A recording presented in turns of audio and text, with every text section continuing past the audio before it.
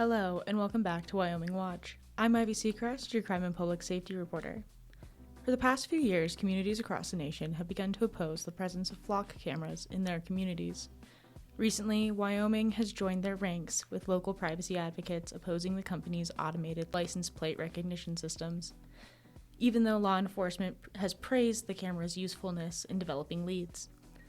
This week, I sat down with Laramie County Democratic Party Chairman Ted Hanlon and Cheyenne Police Chief Mark Francisco to discuss the issue. Welcome, Chief. Thank you. Happy to be here. Happy to have you. So tell me a little bit about what are these flock cameras that we're hearing so much about, and why do we have them in Cheyenne? Yeah, so Flock is a provider of these cameras. The cameras are officially called automated license plate readers, and they're a category of camera that's out there. Flock is not the only player in the game. There are other providers of these cameras. Flock just happens to be the provider that we chose. And the Flock cameras are essentially a still picture of vehicles going through an intersection that captures the rear of the vehicle to include the license plate, which is really the important part for us. And these are solely an investigative tool, whether we're trying to track stolen autos or we've had a crime in the area with a vehicle description, and we're trying to identify the vehicle and its potential owner.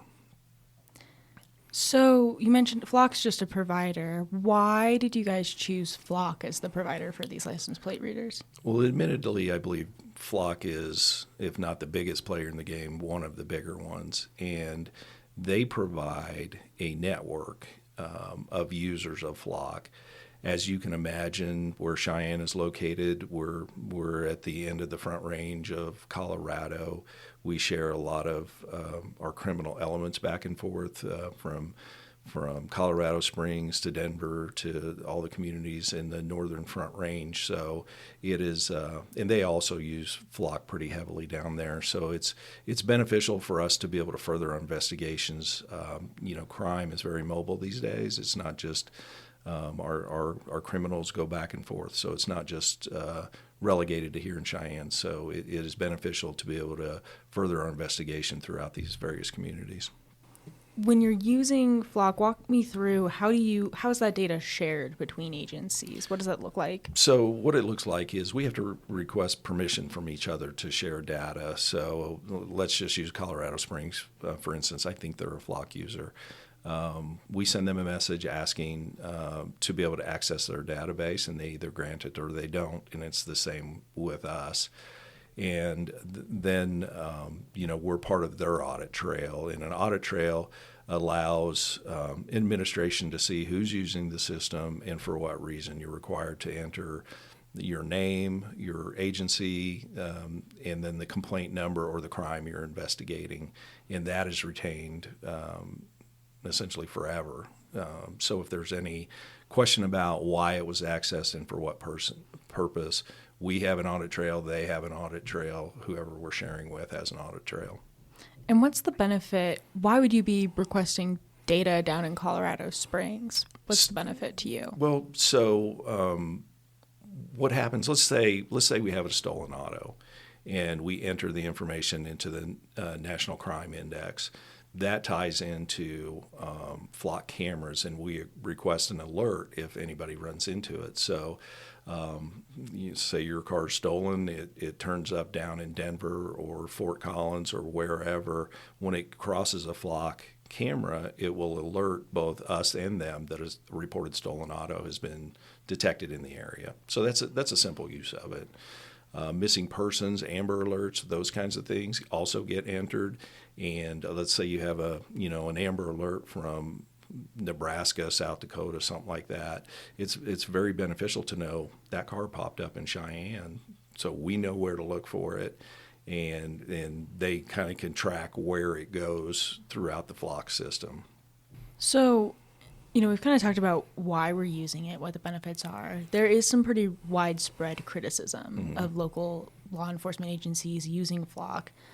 Primarily, one of the big critiques is that it takes a photo of every car that goes by, meaning that there is data, at least held for 30 days as it stands in Cheyenne, on every single person who passes one of these cameras, or at least every single vehicle Right. that That's an passes. important distinction between vehicle and person. It does not photo anybody in the car. It photos only the vehicle from the rear and the license plate. So it may seem like a minor distinction to some, but it's very important. There's no personally identified information being photographed by these cameras. So unless you can see the driver from the rear of a car for some reason, you would not be able to see the driver in these Right. photos. Right, and I've not seen a photo yet that even shows even a rear seat passenger. It's just they're from a high angle, so they're kind of looking down from the back of the vehicle, so you can maybe see the roof of the vehicle in the entire back part of the vehicle, to include the license plate, which is generally the most important part. Now, that doesn't mean that it's incapable of capturing the image of a person if they happen to be in that same range. Like, if I'm thinking of like a convertible, if you were driving a convertible sure. down the road and it takes a photo of the car. Yeah, you would see the back of Right. anybody's head, or if they maybe just happen to be turning around looking, I suppose. But yeah, that's certainly not the intention of it. Is not to capture any people in the vehicle, and that's really not the most important thing to our investigation generally. Even if they did capture a person, they don't do facial recognition or any of that kind of thing. So it's from a bit of a distance away, and it just has the capability of magnifying the license plate to be useful. When we're talking about this privacy issue, one of the big critiques is Fourth Amendment violations, that we shouldn't be tracked by local law enforcement. What are the things that are happening that you think make it so that rights aren't being violated while people pass these cameras? So the courts have held repeatedly over the year that when you're in a public space, your expectation of privacy is much less. And for these type of cameras in general, there's been over 30 court cases that have all found that it is not a violation of the Fourth Amendment. I understand people's concern. I too am concerned about the surveillance state I think we're all living in. But this is considered a very minor gathering of data in the court's eyes. It's never been found to be a violation of the Fourth Amendment. Like I said, over 30 plus cases have gone through. Constitutional rights are very important to us. We would not want to violate any of them. So we're comfortable in the legality of it. It's important to point out, I've seen some of the criticisms that they can follow you from your home to your destination, and that's not how they work. The only thing it tells you is this vehicle with this license plate was at this intersection at a given time. It doesn't have the capability to monitor when someone leaves their house through to their destination. If you drive enough, you might hit a couple of different ones depending on where you're going, but we still have no idea who's in the vehicle, where it started from, or where ultimately it ends up. So the courts have considered that the way they work, the notion that the data is purged after whatever time is selected. For us, it's 30 days, and it's not retained as not really a mass intelligence gathering operation. Let's talk about that data wiping process. You said after 30 days, those photos are gone. We're not using the video cameras here in Cheyenne, so No. it is just photos. Yeah, yep, still photos, no live action. What does that mean, the data is wiped? What's happening there? So that's the data doesn't reside with us. In other words, we don't have it on servers. The company uses their servers, and it's just auto set to purge. In other words, if at 31 days we enter a license plate that had spent 30 days in our system, it's no longer available, and it'll no longer show as having gone through one of our cameras. One of the criticisms with the data collection is that Flock, as a private company, isn't publicly monitored. So it might be out of your system, but there's some distrust within the public that it's no longer in Flock's system. Yeah. And though, Flock's official stance is that they are absolutely wiping things after that limit, that they are upholding their contracts, that they aren't working with federal agencies like DHS and ICE. Do you trust that Flock is following through with the contract and wiping that data at that 30-day mark? I do. I have no reason not to. By contract, we own the data, and I think that would be a very bad company stance to claim that the customer owns the data and then they turn around and sell it. I think that would be catastrophic for that company. I don't have those concerns. I feel comfortable in their business practice and the way they construct their contract, that it has teeth and they mean what the terms say. Let's talk a little bit about data sharing, right? Mm-hmm. Any agency that wants to look at the data that you guys own has to ask you, has to get permission. Absolutely. Have you had any requests from federal agencies? I know we've had a lot of requests from local agencies, but have you had any from federal agencies? We have two that we share with. One of them is the Postal Service, and one of them is Patterson Air Force Base. That's the only two federal agencies that have requested and we have allowed to share. I will say I don't see all the requests, but those are the only two that are authorized. If we've had other requests, we've either denied them or we just haven't had them.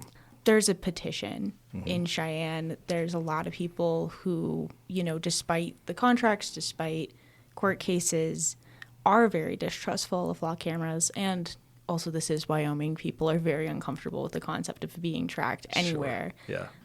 For those who have signed the petition and are very adamant to get these Flock cameras out, the argument has been that we can do this policing a different way.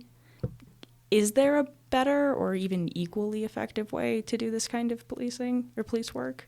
Not that I'm aware of, and I understand their concern. Let me say that first of all. If we thought we were actually violating anyone's rights, or this technology did, and keep in mind this technology's been out there for decades. It's been in use in a lot of places in the United States for a long time. We're just kind of new to the game.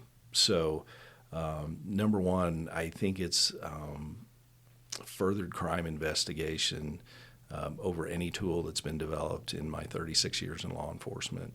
Can we do policing without it? Well, of course. We did it without it just a year ago. Is it nearly as effective? No. In the 5 or 6 months we've actually had them up and running, it's proven its worth in many ways. So I think community safety overall would suffer if we did not have these. This is one of the things we had where I came from, and we solved murders with them, we solved kidnappings with them, countless stolen autos. I mean, the list just goes on and on. As I said, we're such a mobile society that almost every crime committed involves a vehicle in some way, shape, or form. And oftentimes, there really is no leads, and this allows us to develop leads. It doesn't solve the crime. It gives us a direction to go. And not always. Sometimes a crime happens and they're not close to one, or they don't hit one, or we develop a lead that turns out not to go anywhere. There's a lot of investigation that still needs to be done, even though we have this picture of a license plate that we're interested in. So the system also tracks vehicle attributes. So you can look for, a brown F-150 pickup, if that's all you have, or maybe you have one letter or number off the license plate. There's a number of ways you can search for that. So when we do that, we know that's not necessarily the vehicle involved. That's just one with similar attributes.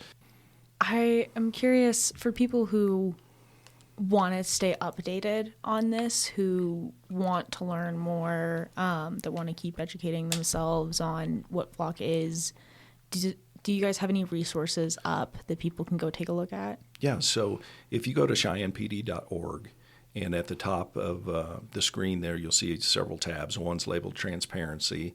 It covers a number of subjects for the Cheyenne Police Department, and one of them is Flock. and it'll show you how many unique license plates were read in the last 30 days, how many hits there were that are licenses we're looking for or someone's looking for. And it just gives you kind of a running total of that information, updates daily, and so you can see, how we're using it. My last question for you is, we've talked a lot about rights and how you guys are quite committed to making sure that you're not violating people's rights. And we've talked about the contract and what the standards are here for using flock cameras. If it were to come forward, if evidence were to be presented or a case were to come forward that Flock as a company wasn't upholding their end of this contract, would you be prepared to step away from these cameras and pursue other avenues? Well, depending on the situation, I think we would.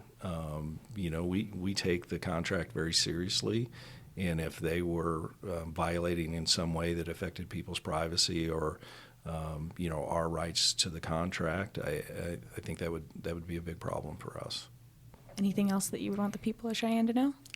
Keep in mind what the system actually does, because I've heard a lot of misstatements, a lot of they conflate them with traffic cameras, and they can write tickets with these things, and none of that is true. It merely takes a still photo of the rear of the vehicle, and license plates are required to be legally displayed for public view. So it's just a method to capture that information that doesn't require a police officer to sit in an intersection and write everyone down going through. We could do that and still be legally within the Constitution. This is just an automated method of doing that. I think there's much more intrusive things going on in society today than this system, and I believe that the benefits to society at large far outweigh any individual concerns about their license plate picture being taken going through, some random intersection. All right. Well, thank you for coming in today. I really appreciate it. Yeah, my pleasure. And, we as the Cheyenne Police Department look forward to answering anybody's questions about what we're doing with this and how it works. So if anybody listening has some further questions that didn't get answered, please have them get a hold of us. Many states have contested the presence of flock cameras in their cities. And locally, that movement has started with a petition through the Laramie County Democratic Party. And here today to talk about why we may not want flock cameras in our communities is Ted Hanlon, the chair of the Laramie County Democratic Party. Welcome, Ted. Thank you.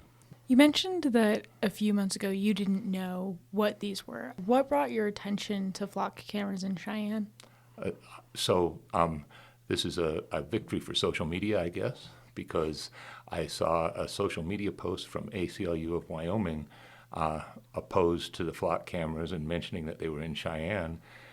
I thought the ACLU little post on the cameras was compelling, and I just, at that point, endeavored to learn more about it. Why do we have these cameras here?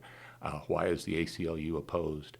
And as I learned more about the cameras, I came to the realization that, at least for me, ACLU has a very good point, and it does seem like an intrusion on the rights of everybody in Cheyenne, and so that's why I went to the petition to ask the city to remove the cameras and find a different way of accomplishing their goals. You mentioned earlier that one of the things that this can do is it can contribute to police department's ability to solve crime, right? We might be looking for stolen cars. We might be looking for an individual suspected of a crime who drives a specific car. How do you balance your personal freedoms and your personal right not to be documented as you go through town with the clear benefit of having flock cameras for the police department? So that's a really good question. And particularly, I think in Wyoming, personal freedom is really important to almost everyone who lives here. In fact, I think you would find a very high percentage of people who live in Wyoming that live in Wyoming specifically because of the personal freedom that we have here. So there are ways to, I guess, find criminals, capture criminals that have been used for a long time, and that we have decided over the course of time are not a violation of personal rights. For instance, if you were in the police department and you suspected me of a crime, you can get a warrant, and that warrant allows you to follow me across town and find out what I'm up to and all that sort of thing. The flock cameras, there is no warrant involved. For every single person who drives under a camera, our data is recorded. And 99% of us, particularly in Cheyenne, are not committing crimes. To record data like that, really without our knowledge, it's impossible for me to think of a number of crimes we could solve that would make it worth that. I think we just have to go through the process of getting a warrant if we think somebody's committed a crime, counting on the people in the community if we think somebody's committed a crime, and that's really one of my biggest, I guess, points to counterbalance the flock cameras. We have a small and I think pretty close-knit community in Cheyenne. When I started researching these flock cameras, I was researching how they're used in cities of a similar size across mostly the Midwest, because I was trying to find cultures that were somewhat similar to ours. What I found was so many of these cities have huge problems, huge drug problems and things like that, people selling drugs openly on the corners and that sort of thing. That, fortunately, to my knowledge, doesn't happen in Cheyenne yet, and we are a community of neighbors. And so I think when we reach out to our neighbors and try to figure out how to solve a crime, where the police department here is in a much better position than they are in a lot of places. I also think that the flock cameras particularly erode that trust. I know many people in the community who have come to me since I started the petition that are disturbed that their data is being collected, and it causes them to be distrustful of the police. And that is the antithesis of what we want to do if we're trying to use the community to help us solve crime. Let's talk a bit more about that trust. What do people, when you're talking to people through this petition, when you're talking to people in Laramie County, what specifically are they worried about with these flock cameras? What is eroding the trust?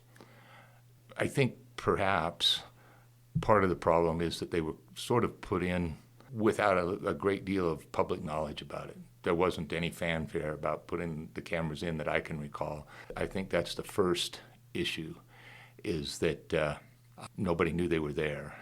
And then when they start knowing that they're there, when it starts spreading by word of mouth that they're there, which is really kind of, I think, the way this spread, people are instantly distrustful, right? If the only way they're finding out about these cameras is because their friend down the street told them about the cameras, then they begin to assume that there's something nefarious about the way the cameras have been deployed. Also, I think this is a very critical time in the national consciousness. And because we have a culture of retribution politics right now, where if you don't agree with the folks in power, it seems like you're going to be targeted whether you've done anything wrong or not.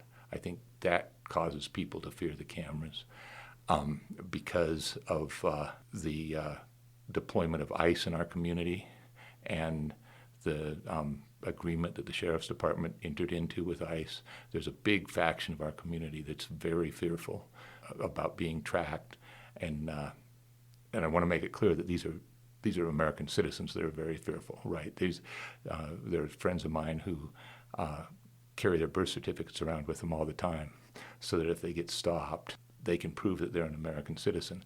Those are the people in particular that find being tracked across town to be to make them unsafe. They feel unsafe. They feel like somebody's got that data, and they don't know what's going to happen to it. And I know that, I guess to change the subject slightly, I know that the police department is very clear about the data is destroyed every 30 days. But the fear is that, first of all, in that 30 days, who uses it and for what? And secondly, the data, Flock is a company. Flock is a data gathering company, and they gather data for all kinds of purposes, for all kinds of people. My understanding is that any law enforcement agency in the United States can get Flock data without a warrant. So we have 30 days to worry about that. Also, there are many people that wonder how we would know that the data is really destroyed. There's no public oversight of Flock. There's nobody auditing them to make sure that the data gets destroyed. So especially in an atmosphere where nobody trusts anybody anyway, it makes people wonder, the people that have signed the petition wonder, is that data really being destroyed, and how would I know that? How would I be able to prove that the data is really gone? I would take it a step further from my personal feelings on the cameras. You could destroy the data after a day, and I could be sure that the data was destroyed. I still don't like the fact that the cameras are tracking me across town. I still don't like the fact that the cameras enable somebody to know where I go and what I do. It's not like I really have a great deal to worry about personally, but it just seems like an intrusion into my private life.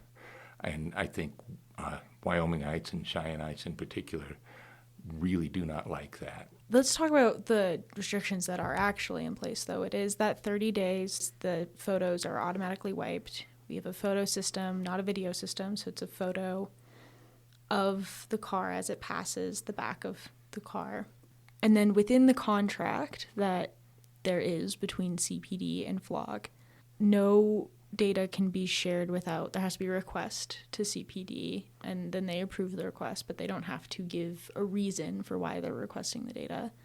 And then Flock is not supposed to store the data or share the data or access the data without CPD permission. With those precautions in place, do you still have those concerns for the violation of privacy and the suspicion that this could be used for, things like immigration enforcement? Absolutely, I do. Yeah, I've thought about this a lot, and as I think about it, I can't think of a way we could use these cameras that would make me comfortable. I think it's always a violation of personal privacy. I know that there are many other things that violate our privacy and probably worse than Flock cameras. I know about the Flock cameras, though, and that's one thing that I think I can push back on and keep that little bit of privacy. And I think the folks that have signed the petition, I think they feel that way too. They just are uncomfortable with the cameras. So you mentioned how the people who have signed this petition probably feel, and we've discussed, even though it is through the Democratic Party of Laramie County, you've had people from all different political backgrounds be interested in signing this petition. Tell me a little bit about how many people have signed this petition and the type of people who are signing it. As of this morning, I just looked this morning, 535 people have signed the petition. This is all people from all over Cheyenne, all over the county. We collect zip code information on the petition, mostly because we want the folks in the city council to know that it's residents of our county that are concerned about this. But when I look at the zip codes, it's every zip code in the county.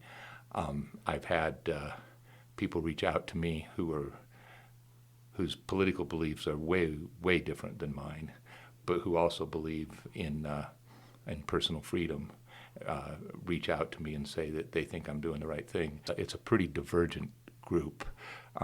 One of the points I would make is if the ACLU, the Laramie County Democratic Party, and the Freedom Caucus are all on the same side of an issue, that doesn't give you much room for the other side of the issue.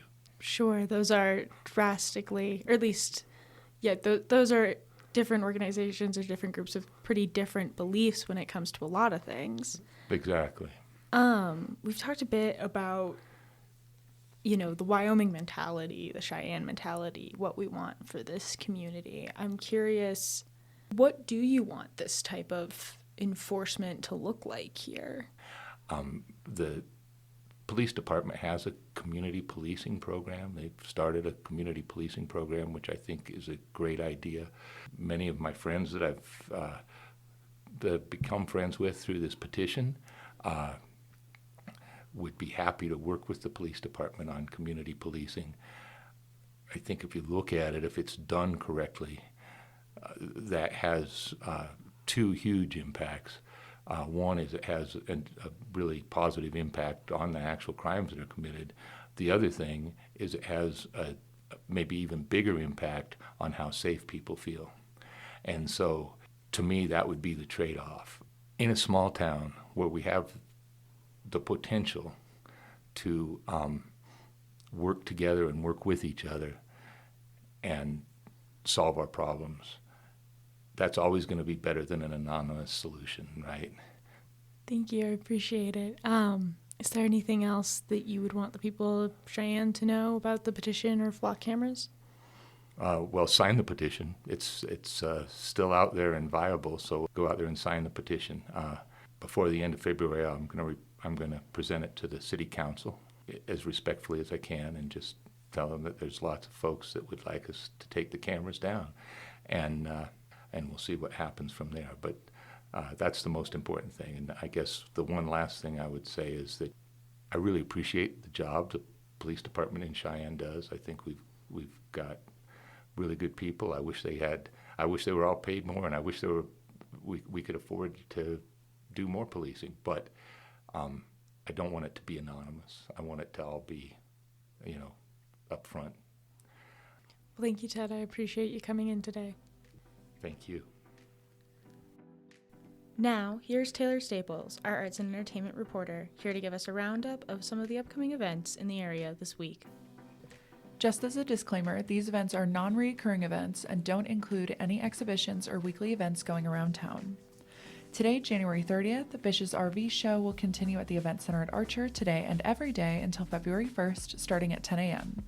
Then, at noon, there will be a behind-the-curtain lunch and learn for adults at the library from noon to 1 p.m., talking about Cheyenne Little Theater Players' production of Almost Maine, coming next month. At night, CLTP's fundraiser, Love on Broadway, will play at 7 p.m. at the Mary Godfrey Playhouse, and the fundraiser will also play tomorrow night at 7 p.m. On Saturday, January 31st, the Cats and Coffee Connections Cafe is hosting their last Cats on Mats, which will be from 11 a.m. to noon. The cafe is closing, but will be open for weekend appointments through February. Then, at the library, there's a K-pop movie sing-along from 2 to 3:30 p.m. and a showing of The Librarians documentary from 2 to 4:30 p.m., with a panel discussion to follow. Later, the Day of Giving and Family Promise Bingo fundraiser will be at the Event Center at Archer starting at 4:30 p.m. On Sunday, February 1st, there's a February book club meeting from 4 to 6 p.m. at the Cats and Coffee Connections Cafe, centered around the book Midnight in the Garden of Good and Evil. This is the last Cat Cafe event ever. Then, at night, the Vitamin String Quartet will perform a concert at 7 p.m. On Monday, February 2nd, there's a Valentine's event at the library from 4:30 to 5:30 p.m. and a Meditation and the Mind session from 6:30 to 7:30 p.m. for adults. On Wednesday, February 4th, the library has chair yoga and poetry from 2:30 to 3:30 p.m. And finally, on Thursday, February 5th, there's a teen writing club meeting at the library from 4 to 5 p.m. For the full list of calendar events, go to wyomingnews.com/calendar.